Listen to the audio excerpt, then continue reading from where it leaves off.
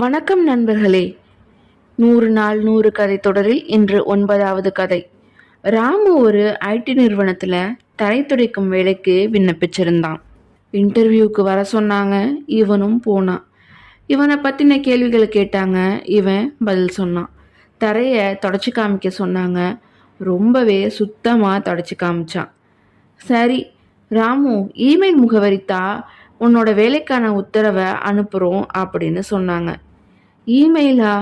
எனக்கு email internet பற்றி எதுவும் தெரியாதே அப்படின்னு சொன்னான். ஒரு ஐடி நிறுவனத்தில் வேலை செய்கிறவனுக்கு இமெயில் இன்டர்நெட் பற்றி தெரியலன்னா எப்படி வேலை செய்ய முடியும்? அதனால் உனக்கு வேலை இல்லை அப்படின்னு சொல்லி அனுப்பிச்சிட்டாங்க.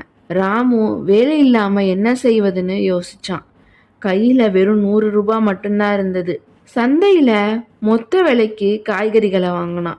ஒரு குளிர்ப்புல கொண்டு போய் அதை விற்றான். 100 ரூபாய் கிடைச்சது. திரும்பவும் அதே சந்தையில் போய் காய்கறிகளை வாங்கினான். குடியிருப்பு பகுதிகளை போய் விற்றான். இப்படியே வருடங்கள் சென்றது. ராமு ஒரு பெரிய சூப்பர் மார்க்கெட் ஆரம்பிச்சிட்டான். வங்கியில் கணக்கு ஆரம்பிக்கிறதுக்காக போனான். வங்கி ஊழியர் இமெயில் ஐடி கேட்டார். என்கிட்ட இமெயில் ஐடிலாம் எதுவும் இல்லைப்பா அப்படின்னு சொன்னான் ராமு. ஒரு இமெயில் ஐடி கூட இல்லாமையே இவ்வளவு முன்னேறி இருக்கீங்க.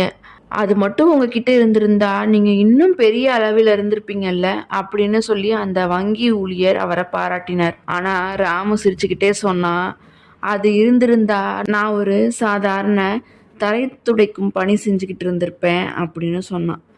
இவ்வளோ முன்னேறி இருக்க மாட்டேனோ சொன்னான். அதனால் உங்களை விட்டு வாய்ப்புகள் விலகும்போது கலங்காதீங்க, முயற்சி பண்ணுங்க. வாழ்க்கை நமக்கு பல அற்புதங்களை வச்சிருக்கும்.